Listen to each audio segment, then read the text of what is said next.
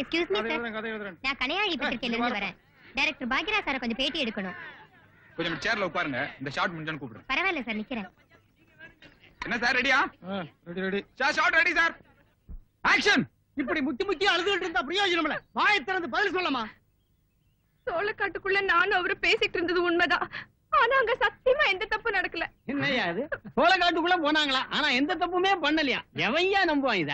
சரி சரி, தப்பு பண்ணலன்னு வச்சுக்குவோம். பஞ்சாயத்துல கூட்டம் தைரியமா வர வேண்டியதானே. அவன் ஏமா ஊரை விட்டு ஓடனா? நீங்க ஏதாவது பண்ணிடுவீங்கன்னு பயந்துதான் அவர் ஓடிட்டாரு. நாங்க ஏதாவது பண்ணிருவோம்னா? அவன் என்னமோ பண்ணிருக்கான், அதான் ஊரை விட்டு ஓடிட்டான். ஏன் பாயிண்ட்? இதுக்குதான் நீங்க பஞ்சாயத்துக்கு வேணுங்கிறது. கொச்சு போட்டுல பிடிக்கிறீங்க.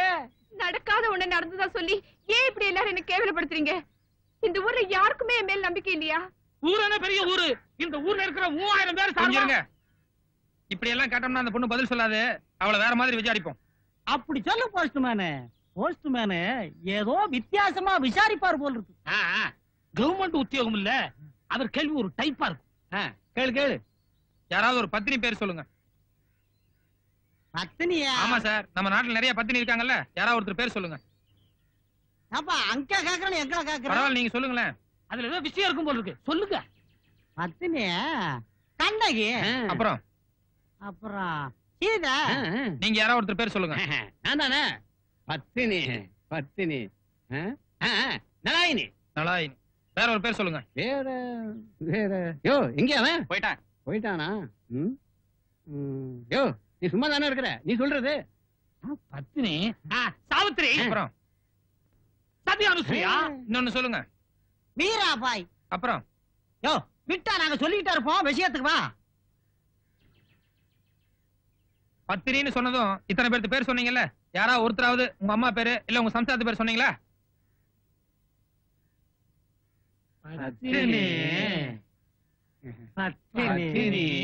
ஆமாயா, பத்தினி தான். ஏன் உங்க அம்மா பத்தினி இல்லையா? இல்ல உங்க சம்சாரம் பத்தினி இல்லையா? என்னத்த வந்து போய் உங்க அம்மா மேலயும் உங்க சம்சாரத்து மேலயுமே உங்களுக்கு நம்பிக்கை இல்ல, அப்புறம் அந்த பொண்ணு சொல்றது எப்படி நம்ப போறீங்க? நீ போமா. மீனாட்சி அம்மா, பத்தினின்னு சொன்னது உங்க வீட்டுக்காரரு யாரோ ஒருத்தி பேர் சொல்றாரு, அப்படின்னா நீங்க என்ன அர்த்தம்? அதானே ஐயா, 30 வருஷமா அவன் கூட நான் பொண்டாட்டியா வாழ்ந்துகிட்டு இருக்கேன். பத்தினின்னு சொன்னதும் டக்குன்னு என் பேரை சொல்ல வேண்டியதானே? அது யார்? என் மீனாபாய்.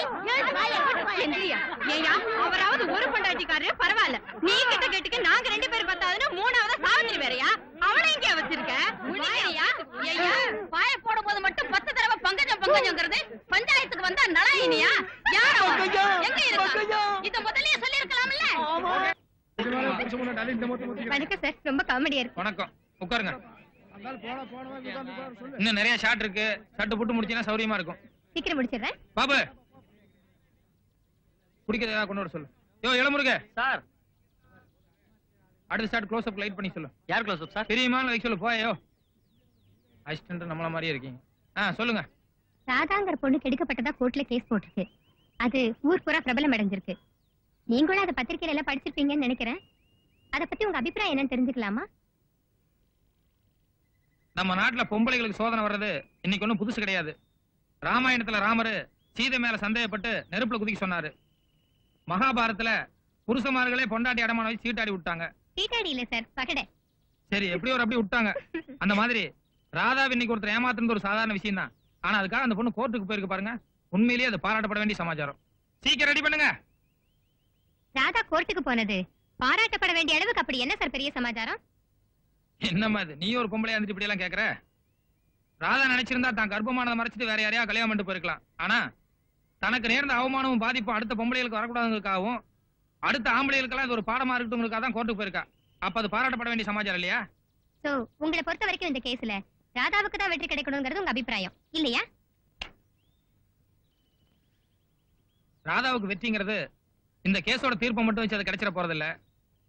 என்னைக்காவது ஒரு நாள் அந்த ராஜா திருந்தி இவகிட்ட மன்னிப்பு கேட்டு மனைவியை ஏத்துக்கணும். அன்னைக்குதான் உண்மையிலேயே அவ ஜெயிச்ச மாதிரி. சார், நான் உனக்கு கேக்குறேன், தப்பா நினைச்சுக்க மாட்டீங்களே? நான் பொதுவாவே யாரையும் தப்பா நினைக்கிறது இல்ல. அதுல நீங்க பத்திரிக்காரங்க அப்புறம் கசமுசன் ஏதாவது எழுதுவீங்க, இஷ்டம் போல கேளுங்க. அபிப்பிராயம் சொல்றதுன்னா யாராவது ஒருத்தர் பக்கம் தான் சொல்லணும். முதல்ல நான் கேட்கும்போது ராதாவை பாராட்டினீங்க, கடைசியா நான் கேட்கும்போது ராஜா திரும்பி ராதாவை கல்யாணம் பண்ணிக்கணும்னு சொல்றீங்க. யாராவது ஒருத்தர் பக்கம் சப்போர்ட் பண்ணுங்க சார். நியாயமான கேள்விதான். அம்மா, பூட்டும் சாமியும் தனித்தனியா இருந்தா யாருக்கு புண்ணியம்? அது ரெண்டும் ஒன்னா சேர்ந்தா தானே வீட்டுக்கு பாதுகாப்பு. ராதாவுக்கா இல்லனாலும் அவ வயித்துல ஒரு குழந்தை இருக்கு. நாளைக்கு அதுக்கு ஒரு அப்பா பேர் அவசியமா தேவைப்படுது. அதுக்காக தான் அவங்க 2 பேரும் ஒன்னா சேரணும்னு ஆசைப்படுறேன். Okay sir. இந்த கேஸ் சம்பந்தமா நீங்க வேற ஏதாவது சொல்ல நினைக்கிறீங்களா? வேற கொஞ்சம் செக்ஸியா இருக்கும், பரவாயில்லையா? பரவாயில்ல, சொல்லுங்க சார். கட்டி பிடிக்கும் போது சார், கட்டி பிடிக்கும் போது ஆம்பளையும் பொம்பளையும் ஒன்னா சேர்ந்தா கட்டி பிடிக்கிறோம். ஆனா கற்புங்கிற கட்டுப்பாடு வரும்போது ஆம்பளை மட்டும் தனியா காணாம போயிடுறான்.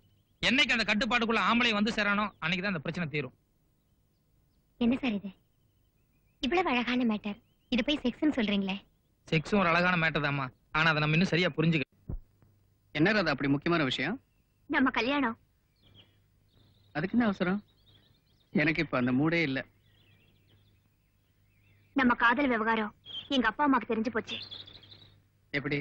நானே சொல்லிட்டேன். பெண்களே இப்படித்தான், ஒண்ணு உணர்ச்சி வசப்படுறது, இல்லைன்னா அவசரப்படுறது. இல்ல ராஜா, நீங்க என்ன கல்யாணம் பண்ணிக்க மாட்டீங்களோன்னு அவங்களுக்கு சந்தேகம். அதனால உங்களையே நேர்ல கூட்டிட்டு வந்து அதை சொல்ல வைக்கிறேன்னு சொன்னேன். வாங்க போலாம்.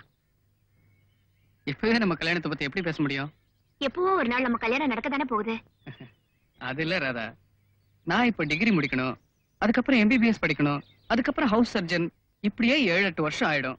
அதுக்கு முந்தையே எப்படி? இருக்கட்டுமே, நீங்களே இந்த விஷயத்தை எங்க வீட்டுல வந்து சொல்லிடுங்க. ஒரு பிரச்சனையும் இருக்காது. என் ராஜாவுக்காக நான் எத்தனை வருஷம் வேணாலும் காத்துட்டு இருக்க தயாரா இருக்கேன். பைத்தியம் பைத்தியம். ஒரு பையனுக்காக ஒரு பொண்ணு 7-8 வருஷமா காத்துக்கிட்டு இருக்கிறத எந்த அப்பா அம்மா தான் ஒத்துக்குவாங்க?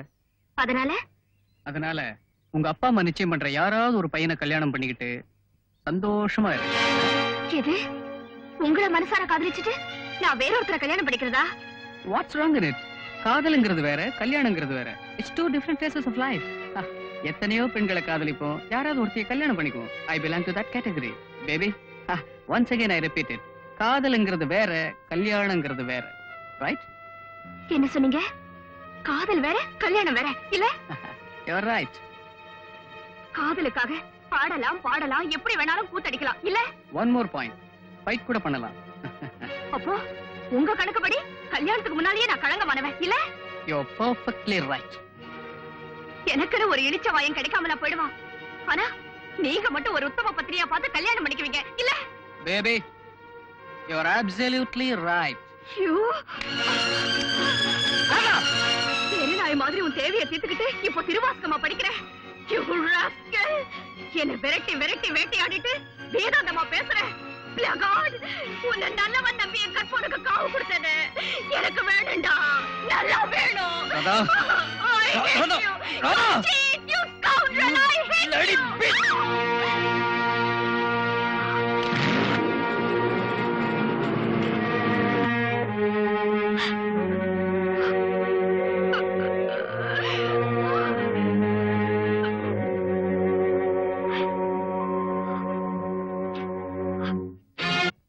வாழ்க்கையில குறுக்கிட்ட அந்த வாலிபன் யாருன்னு கேக்குறேன்.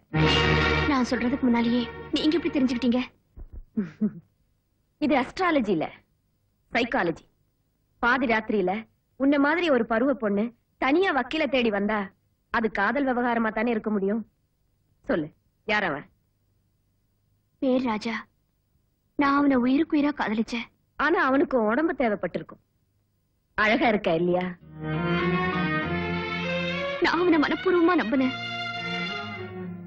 அந்த நம்பிக்கையில எல்லை மீறி போய் தப்பு நடந்திருக்கும்.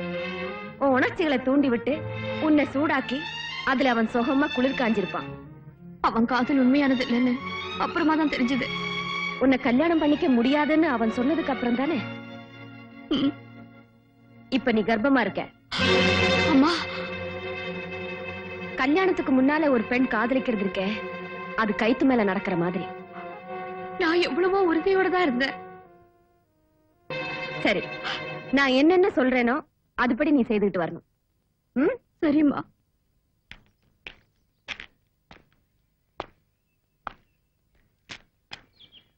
என்ன எதுக்காக வர சொன்ன? காரணமாத்தா. அதான் நம்ம காதல் கதையோட கடைசி அத்தியாயம் அன்னைக்கே முடிஞ்சு போச்சே. இது 2ஆம் பாகம். அன்னைக்கு நான் கொஞ்சம் உணர்ச்சி வசப்பட்டு பேசிட்டேன். என்ன மன்னிச்சிருங்க. You're forgiven. ராதா, நான் இப்போ உன்னை காதலிக்க தயாரா இருக்கேன். ஆனா கல்யாணம் அதுக்கு ஒரு முட்டுக்கட்டையா இருக்க கூடாது. அதான் என்னுடைய ஒரே ஒரு கண்டிஷன். ஆனா இப்ப என் கண்டிஷனே வேற. நீங்க என்ன கல்யாணம் செய்துக்க வேண்டிய கட்டம் வந்துருச்சு. அப்படின்னா நான் கர்ப்பமா இருக்கேன். ஓ ஷிட், அசிங்கம். ஆனா உண்மை. சரி சரி, அதுக்காக இப்ப என்ன செய்யணுங்கிற? நம்ம காதல் சின்னம் அவமான சின்னமாக கூடாது. அதனாலதான் சொல்றேன், நான் கர்ப்பிணின்னு வெளியே தெரியறதுக்கு முன்னால நீங்க என் கழுத்துல தாலி கட்டியாகணும். தான் பிள்ளை ஒரு கர்ப்பிணி கல்யாணம் செய்துக்கிறத எந்த அப்பா அம்மா தான் சம்மதிப்பாங்க? உங்க அப்பா அம்மா சம்மதத்தோடயா என்ன காதலிச்சீங்க? என்ன கல்யாணம் பண்ணிக்குவீங்கன்னு நம்பித்தானே உங்க ஆசைக்கு நான் சம்மதிச்சேன். அப்போ என்னென்ன பொய் சொன்னீங்க? ராதா, காதல்ங்கிறது ஒரு விதமான பசி. அது அடங்குறதுக்கு அதை இதை சொல்லித்தானே தொலைக்க வேண்டியிருக்கு. அதெல்லாம் உண்மையாடுவேன். ஒண்ணு மட்டும் மறுக்க முடியாத உண்மை, என் கர்ப்பத்துக்கு காரணக்கர்த்தா நீங்கதான். அது எனக்கு உனக்கு மட்டும் தானே தெரியும், உலகத்துக்கு தெரியாதே. தெய்வத்துக்கு தெரியுமே. அந்த தெய்வம் வந்து சாட்சி சொல்ல போதா? அப்போ மனசாட்சி? மண்ணாங்கட்டி. இத பார், உன் கர்ப்பத்துக்கு நான் தான் காரணம்னு உன்னால நிரூபிக்க முடியுமா? அப்படியே நீ அதை வெளியில சொன்னாலும் எனக்கு எதுவுமே தெரியாதுன்னு கற்பூரத்தை அணைச்சு சத்தியம் பண்ணிடுவேன். அதனால உன் நிலைமை இன்னும் மோசமாயிடும். ஜாக்கிரதை. இப்போ என் வயித்துல இருக்கிற குழந்தைக்கு வழி அழிச்சிடு. It's very easy and simple. அப்படி சொல்லலாமா? அது உங்க குழந்தை இல்லையா? அப்படி பார்க்க போனா எத்தனையோ குழந்தைகளுக்கு நான் அப்பாவாயிருக்கணும். வரட்டு மாடிய அப்பாவி பொண்ணு. பாய்.